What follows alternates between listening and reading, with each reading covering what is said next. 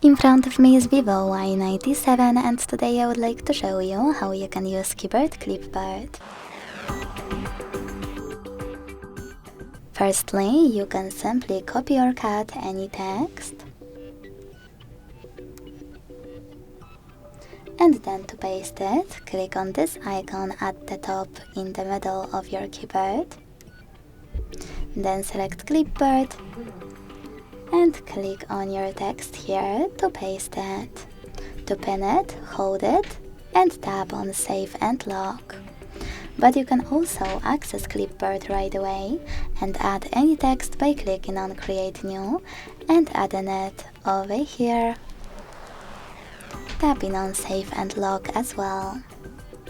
Then paste it the same way. Sorry.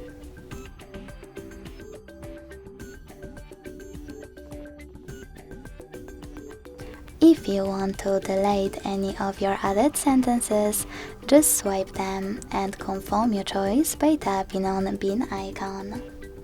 Thanks so much for watching. If you enjoyed this video, leave a like, comment and subscribe. Bye!